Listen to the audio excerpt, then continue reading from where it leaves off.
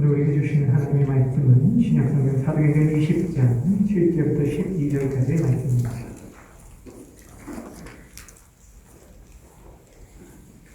신약성경 사도행전 20장 7절부터 12절까지의 말씀, 제가 가진 성경으로는 신약성경 222페이지에 있습니다.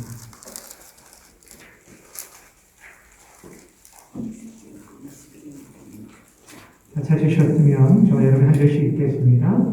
그 주간의 첫날에 우리가 떡을 떼려 하여 모였더니 바울이 이튿날 떠나고자 하여 그들에게 강론할세 말을 밤중까지 계속하매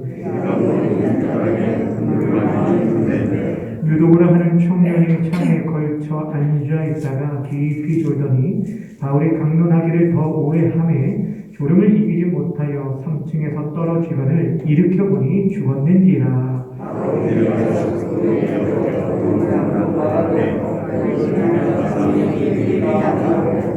올라가 떡을 떼어 먹고 오랫동안 곧 날이 새기까지 이야기하고 떠나니라.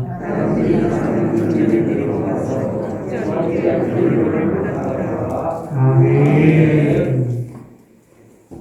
네, 시간에는 드로아에서 드려진 생명의 예배라는 제목으로 말씀을 증거하도록 하겠습니다. 우리 제목을 함께 따라하겠습니다. 드로아에서 드려진 생명의 예배. 우리는 계속해서 사도 바울의 3차 전도 여행을 함께 살펴보고 있습니다. 지난 시간에는 마게도냐로 돌아가는 길을 우리가 보았는데, 원래 사도 바울의 계획은 고린도까지 와서 고린도에서 배를 타고 수리아, 안디옥, 파송교회로 가기로 계획하였는데, 바울을 해하려는 유대인들의 음모로 인해서 다시 이 고린도에서 마게도냐로 육로를 쫓아 되돌아가야 했었습니다. 가장 편하고 편리하고 빠른 길임에도 불구하고 유대인의 음모 때문에 어찌할 수 없이 돌아가야 했습니다. 여러분, 그때 바울에게 있어서 그 몸도 마음도 많이 지치고 상한 일이었지만, 그럼에도 불구하고 그 모든 상황까지도 하나님께서는 합력하여 선을 이루셔서 바울로 하여금 돌아가는 그 길에 귀한 믿음의 동역자, 특별히 그 몸이 연약한 가운데 있었기에 누가를 만남으로 인해서 바울이 큰 위로를 얻었다는 것입니다. 이것이 하나님의 선하신 인도하심의 역사였습니다. 다시금 바라고 원하기는 하나님께서 바울의 인생 가운데 함께 하시고 그를 선한 길로 인도해 주셨던 것처럼 이 자리에 주님을 따르며 예배하는 주의 백성들 가운데, 우리 가운데서도 하나님께서 우리를 신실하게 인도하시고를 믿고 신뢰하면서 내일의 불투명하고 불확실한 상황 가운데서도 끝까지 주님을 따라가는 믿음의 길을 걸어가는 우리 모두가 되어지기를 주님의 이름으로 간절히 축원합니다. 오늘 본문은 드로아에서 있었던 한 사건을 집중해서 기록해주고 있는데, 우리가 익히 잘 알고 있는 유두고라는 청년이 죽었다가 살아나게 된 사건이 기록되어 있습니다. 오늘 우리는 이 본문을 통해서 이 생명의 역사가 어떤 배경 속에서 나타나게 되었는지를 우리가 함께 나누고, 또한 그들이 받은 위로에 대해서 나누려고 합니다.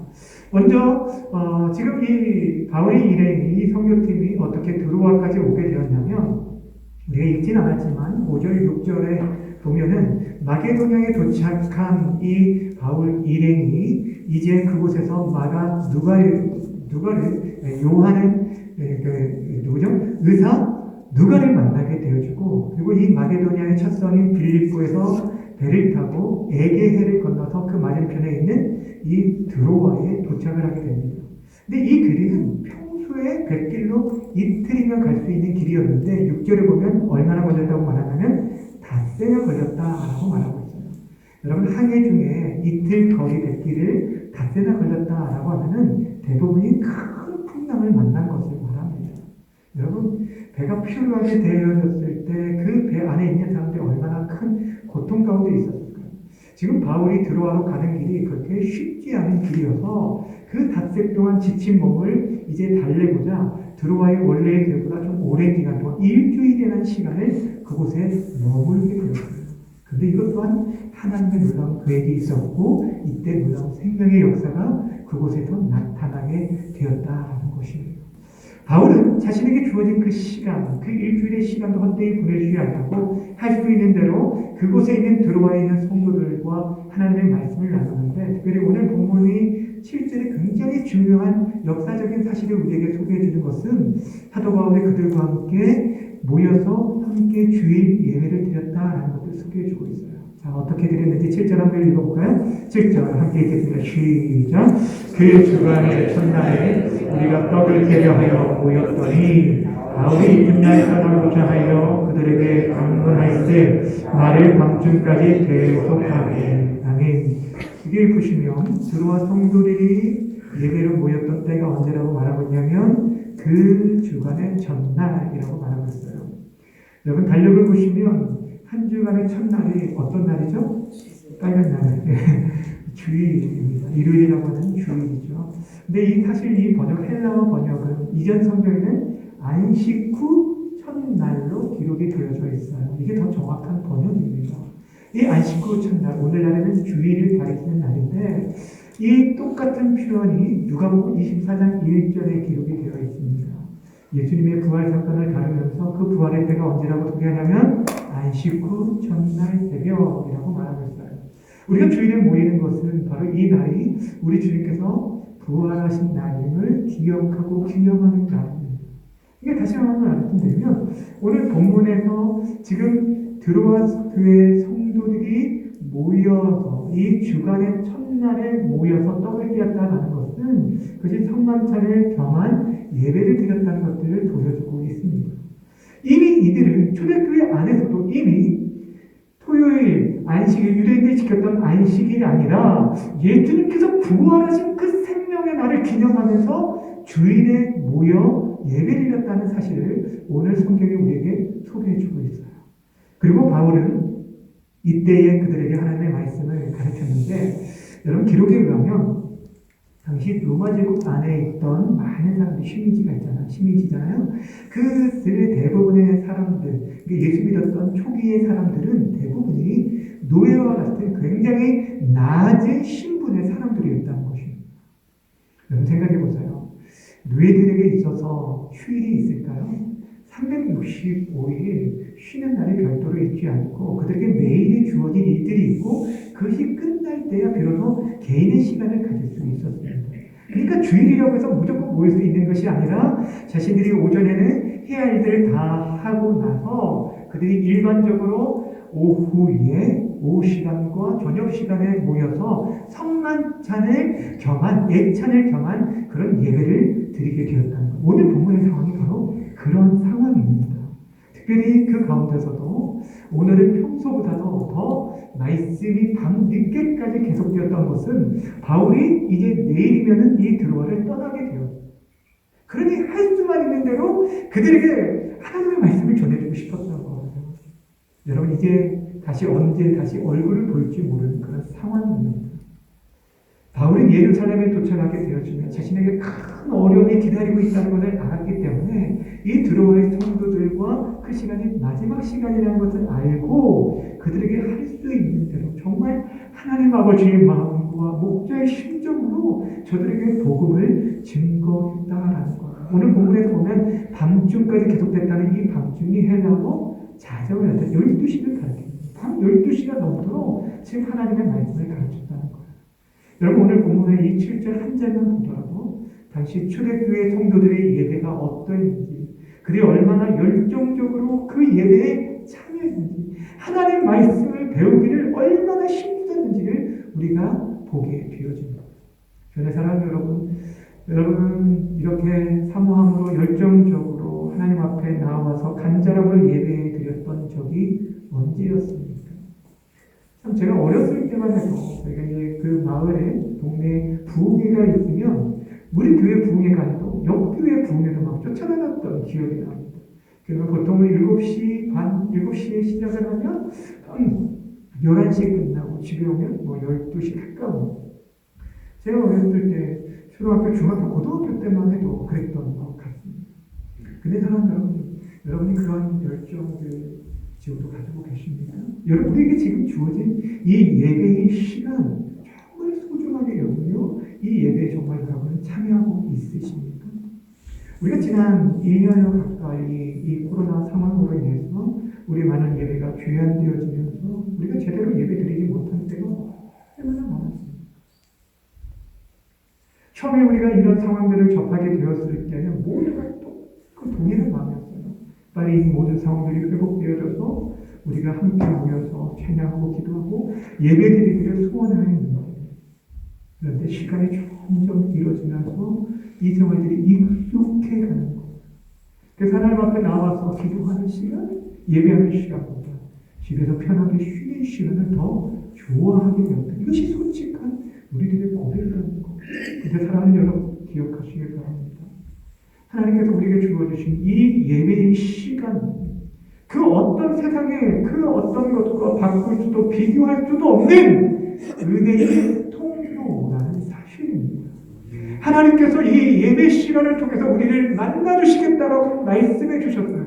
내가 그곳 가운데 임하겠다고 말씀하시고 그 성전에서 드리는 기도를 내가 들어 응답하겠다고 약속해 주셨습니다. 하나님의 말씀을 사모하며 그 말씀이 살아있는 것을 믿는 자들에게 하나님께서 지금도 마른 뼈와 같은 우리의 죽은 심령을 되살아나게 만들고 우리의 굳어진 심령 가운데 새 생명을 불어 넣어주신다는 거예요. 여러분, 그렇게 우리에게 이 예배 시간이 너무너무 소중한 거예요. 이 예배 시간을 우리가 우리의 삶의 가장 최우선순위를 드리고 우리가 지키면 나아가요. 여러분, 이 시대에 정말 진정한 승리자가 누군지 아십니까? 예배의 승리자가, 삶의 승리자가 되어진다는 거예요. 특별히 우리가 주일에 이렇게 모이는 것은 단순히 이 날이 빨간 날 쉬는 날이어서 이 모이는 것이 아니라 이 날은 우리 주님께서 사망을 깨트리고 부활하신 날을 기념하는 날입니다. 우리가 예배에 동참하는 것은 우리 주님의 생명에 동참하는 것이고 우리가 지금 살아가는 매일 삶이 주님의 생명으로 살고 있다는 것들을 고백하며 드려지는 예배가 어떤 예배라고요? 바로 주일 예배라는 것입니다. 정말 부탁드립니다. 사랑하는 여러분, 힘들고 어려운 시대를 보내고 있지만 더욱더 우리에게 주어진 이 예배의 시간 더욱더 귀하게 여기고 사모하며 오늘 들어와 성도들이 보여줬던 그 열정들이 우리 안에도 회복되어지는 귀한 역사가 있기를 주님의 이름으로 간절히 축원합니다. 오늘 본문에서 이렇게 열정적으로 예배하는 그 공동체 가운데 저희 뜻하지 않은 사건이 일어나게 되었는데 그것이 바로 유두부가 말씀을 듣던 중에 떨어져 죽게 되었다라는 것이 9절 말씀 함께 읽겠습니다. 9절입니다. 시작. 유두부라는 청년이 산에 걸터 앉아있다가 깊이 졸더니 바울이 방문하기를 더 오래 하며 졸음을 이기지 못하여 3층에서 떨어져 떠지기를 일으켜보니 죽었느니라. 일으켜보니 뭐 했다고요? 죽었느니라. 유두부가 죽었습니다. 뭐 하다가 죽었어요? 졸다가 죽었어요. 가끔 보면 우리 교회도 예배 시간에 졸은 분들이 아주 간혹 있습니다.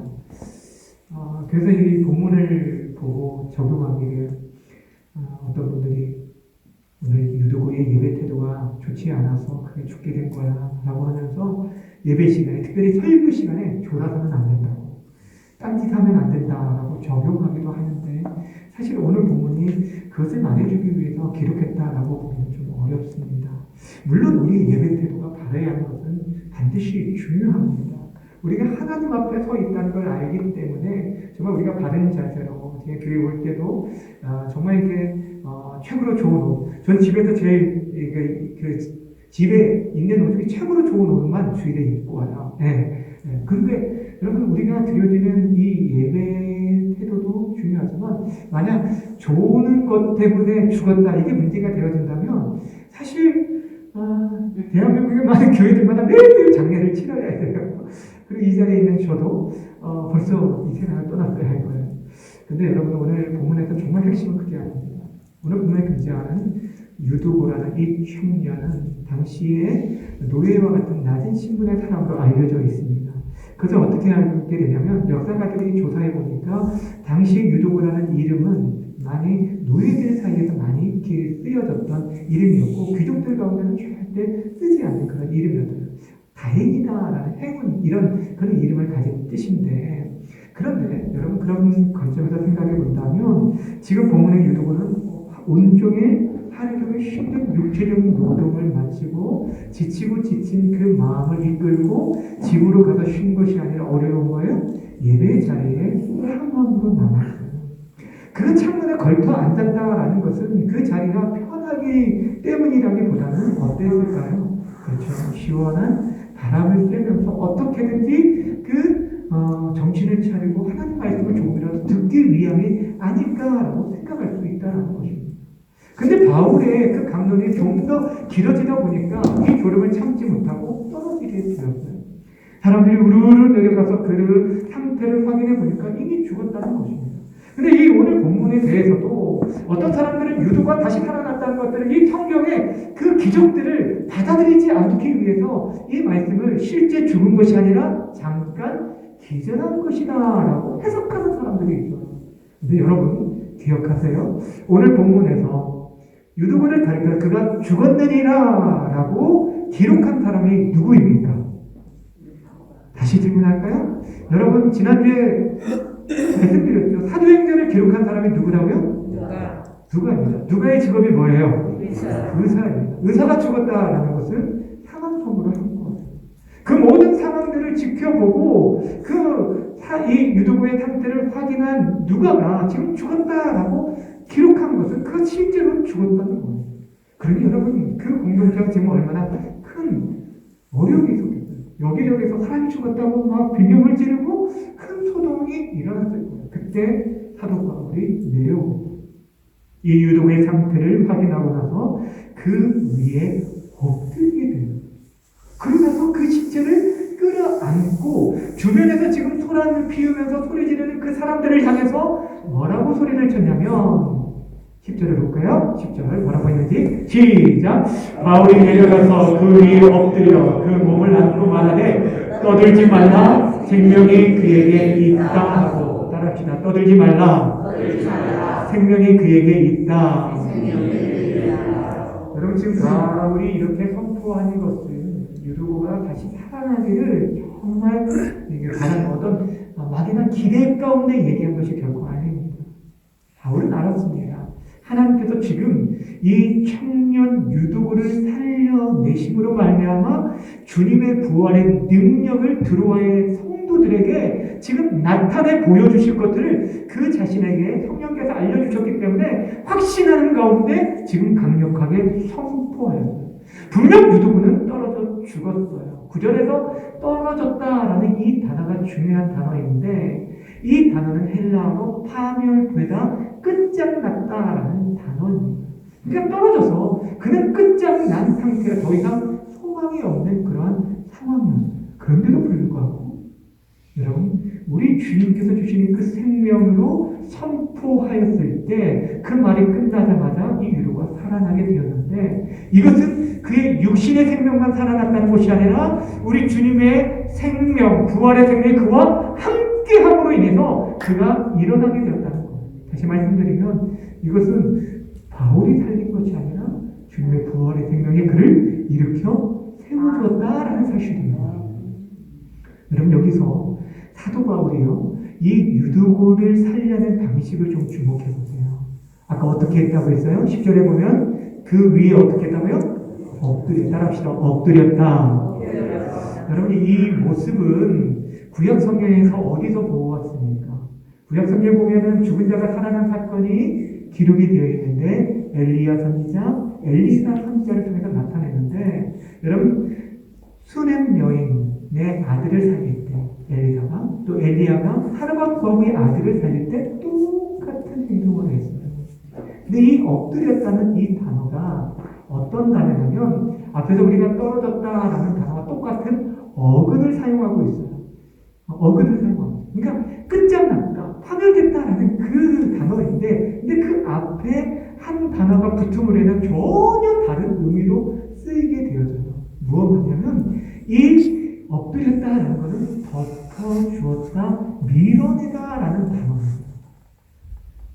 지금 떨어져서 끝장나 소망 없는 그 유두고에 대해 주님이 부활하신 그 부활의 날, 이 주일에 드려지는 예배 가운데 생명의 주님의 부활이 그 영혼을 덮음으로 인하여 그 죽음을 덮어남으로 말미암아 그가 살아났다라는 것들을 보여주는 행동이 바로 이 엎드렸다라는 단어다라는 것입니다.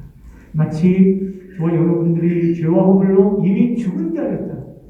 그런 인생들이 우리를 위해서 보내주신 하나님의 아들 예수님을 믿는 순간 우리는 여전히 죄인인데도 불구하고 그리스도께서 그 보혈로 우리를 덮어주심으로 말미암아 하나님께서 우리를 더 이상 죄인으로 여기지 아니하고 의롭다 칭하여 주심으로 우리가 어떻게 됐어요? 사망에서 어디로 옮겨졌어요? 생명으로 옮겨졌다고 성경이 말해준 것과 같은 이치가 바로 오늘 유두부에게 일어나게 되었다는 거예요. 주의 사랑 여러분, 이 모든 놀라운 역사, 생명의 역사가 근데 어떤 순간 일어나냐면 바로 예배의 현장 가운데 일어났다는 사실입니다.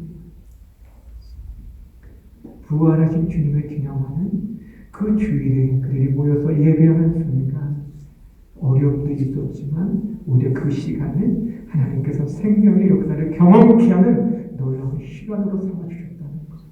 사람 여러분 기억하시기 바랍니다. 우리가 드려지는 이 예배의 시간, 주일 시간은 바로 하나님의 생명을 덧입는 시간입니다. 주의 보혈로 우리를 덧입어주시는 그런 시간이라는 거예요. 우리는 유도와 같이 어찌 보면 일주일 동안 노예와 같이 여러 가지 지치고 상하고 고단한 인생길을 걸어왔는데 우리의 삶과 우리의 몸과 우리의 심령이 위로를 받을 길이 무엇이 있을까? 주의 생명의 그 능력이 덮어질 때, 그 보혈에 우리의 심령을 덮어줄 때, 우리 삶의 죽음을 밀어내고 그 생명이 덮어질 때 우리 안에 되살아나는 역사가 일어날 줄 믿으시길 바랍니다. 그래서 이 예배가 중요하다는 거예요. 우리가 지금 불편한 가운데, 주의가 산만한 가운데서라도 그래도 모이기를 힘쓰고 또 우리가 온라인으로라도 이렇게 예배하는 것들은 이 예배를 통해서 우리 하나님께서 만나주시고 예배 가운데 생명의 역사를 일으켜 세워주기 때문입니다. 여러분의 예배, 우리가 드리는 예배마다 정말 우리의 심령이 되살아나는 그런 생명의 역사가 경험되어지기를 주님의 이름으로 간절히 축원합니다. 이렇게 생명의 역사를 경험함으로 말미암아 공동체 안에 어떠한 위로를 얻게 되었는지 11절과 12절 말씀 함께 읽도록 하겠습니다. 11절, 12절 시작. 올라가 떡을 떼어 먹고 오랫동안 곧 날이 새기까지 이야기하고 떠나니라. 사람들이 살아난 승려를 데리고 가서 적지 않게 위로를 받았더라. 아멘. 따라합시다. 적지 않게 위로를 받았더라. 큰 위로를 받았다는 거예요. 근데 여러분, 이때 초대교회 성도들의 반응을 한번 생각해 봅시다. 여러분, 굉장히 큰 사건이 일어났죠. 근데 어쩌 보면 사람이 죽었다, 살아나긴 했지만 굉장히 큰 어려움을 겪었잖아요. 이만하면은 어떨까요? 날씨 너무 늦어졌으니까 그 모임을 해산하고 다 가자 안 하고 말했어야 하는데 11절에 보면 그들이 다시금 올라와서 떡을 떼며 계속적으로 그 모임을 이어가고 날이 새기까지 이야기하였다라고 말하고 있습니다. 여러분 날이 새면서 이야기해 본 적 있으세요? 우리 놀러 가서 이렇게 얘기하고 그런 적도 있으실 것 같은데 이들이 지금 초대교회 성도들이 만나서 그들이 무엇을 얘기했을까요? 날이 새도록 그들이 정말 그들이 안에 어떤 얘기로 가득했을까요? 무슨 얘기를 했을까요? 네? 요즘 건강식품 뭐 먹냐고 이런 질문을 했을까요? 파마 잘 됐는데 어디 미용실에서 했냐고, 요즘 새로운 맛집 생겼다는데 가봤냐고, 아파트 가격 얼마나 올랐냐고, 요즘 좋은 주식 뭐냐고, 이런 대화 있을까요? 그들은 지금 하나님께서 살리신 유두고 그를 통해서 생명의 역사, 그동안에 귀에 들었던 주님의 부활이 정말 싫지 않은 역사라는 것들을 깨닫고 그 흥분이 감추지 못해서 하나님의 행하신 일들을 이야기하고 또 이야기했을 거예요. 사랑 여러분, 우리 모임 가운데 드려져야 할 이야기들이 바로 이런 얘기입니다. 우리가 함께 교제하는 것 참 좋습니다. 커피도 마시고 또 밥도 밥도 먹고 이런 교제들, 요즘 그런 교제들이 많이 끊어져서 좀 안타까움이 있는데, 그런데 그 시간들 중에서 여러분의 주제, 나누는 주제의 대상이 무엇인가를 잘 생각해 보세요. 정말 우리가 다른 어떤 것보다 하나님께서 지금 힘든 시간 가운데 나의 삶을 지금 어떻게 인도하고 계시는지, 내 삶 속에 신실하게 이렇게 역사하시고 내 기도에 응답하셨노라고 여러분 정말 그렇게 고백하고 얘기하고 있습니까? 우리가 비록 지금 구역 예배로 지금 모이지 못하는 그런 안타까움이 있습니다. 교제하지 못하고 마스크를 벗고 함께 교제하며 그런 얘기도 하고 밥도 먹고 그래도 좋은데 그렇게 하지 못하고 있어요. 그럼에도 불구하고 사랑하는 여러분, 전화상으로라도 우리가 서로의 안부를 묻고 기도 제목을 나누고 우리의 모임이 다시 회복되어졌을 때 정말 하나님께서 이렇게 신실하게 나의 기도에 내가 생각지도 못했던 놀라운 일들을 행하여 주셨노라고 정말 고백할 수 있는, 간증할 수 있는 그런 은혜가 우리 공동체 가운데 있었으면 좋겠습니다. 그리고 이 공동체에 지금 들어와 교회 성도들의 위로를 받았던 것은 그들 안에 생명의 역사가 나타났기 때문이죠. 로마 제국 안에 있는 교회 성도들 가운데 대부분이 앞에서 말했지만 노예와 같은 그런 하층민들이었다고 말했는데, 그들이 대부분 피곤한 몸을 이끌고 살면서 일주일에 또 주일을 지키면서 예배하였을 때 그 지친 마음으로 예배하면서도 그 자리에 함께 있는 유두부를 보는 것 자체만으로도 그들에게 큰 위로가 되었을 거예요. 사도 바울도 마찬가지입니다. 그들뿐 아니라 사도 바울도 이것이 얼마나 큰 위로가 되었을까요? 바울이 그 전주만 해도 어떤 상황이었습니까? 자신을 죽이려고 공모하는 자들이 있었기 때문에 그도 사람인지라 어찌 보면 두려움과 염려가 있지 않았겠어요? 그런데 그러한 바울에게 유두고가 대사라는 이 역사는 궁극적으로 하나님께서 지금 생명의 주관자로서 자신의 남은 생에도 지켜주실 것들을, 함께 하실 것들을 신뢰하면서 사도 바울은 자신에게 맡겨진 그 사명의 길을 묵묵하게 끝까지 걸어갈 수 있었습니다. 사랑하는 여러분, 여러분은 무엇을 통해서 위로를 받습니까? 목회자들이 여러분 뭐를 할 때 가장 위로를 받을 것 같아요? 여러분 맛있는 거 사주면 제가 위로를 받을 것 같아요? 받죠. 받습니다. 저 커피 맛있는 거 사줘도 위로를 받고 밥 맛있는 거 사줘도 위로를 받을 수 있어요. 그런데 여러분, 생명의 역사가 나타나는 것만큼 우리에게 위로가 되는 것은 없습니다. 여러분 가운데 믿지 않는 가족들이 예수님을 믿게 되어줘서 생명 안에 거할 수 있는 그런 역사를 듣게 된다는 것만큼 놀라운 그런 위로가 없는 거예요. 여러분, 이 기독교의 위로는요, 단순히 눈물을 닦아주고 함께 안아주고 함께 울어주는 그런 위로가 아니라 정말 죽음의 권세를 이기는 승리의 위로라는 거예요. 지금 사도 바울과 드로아 성도들이 겪고 있는, 아니 지금 경험한 위로는 바로 이런 위로였어요. 예수님의 부활이 나의 부활임을 믿게 되었다는 것입니다. 사랑하는 여러분, 이 위로, 생명의 역사를 통해서 증거하는 그 위로가 우리 공동체 가운데서도 나타났으면 좋겠습니다. 되살아나는 역사, 한 영혼 한 영혼들이 정말 다시 한번 우리의 딱딱한 마음들, 굳어진 심령들이 되살아남으로 인해서 우리 영혼이 새 생명을 얻는 그런 기쁨 때문에 우리 모든 성도들이 여기 그동안 나오지 못했던 성도들이 되돌아왔다고, 잃어버린 양이 돌아왔다라고 새 생명의 역사들로 인해서 우리가 함께 위로를 받고 힘을 얻을 수 있는 그런 온전한 예배 공동체가 되어주기를 주님의 이름으로 간절히 축원합니다. 저는 사랑하는 여러분, 오늘 우리는요 드로아에서 드려진 예배에 대해서 함께 나누었습니다.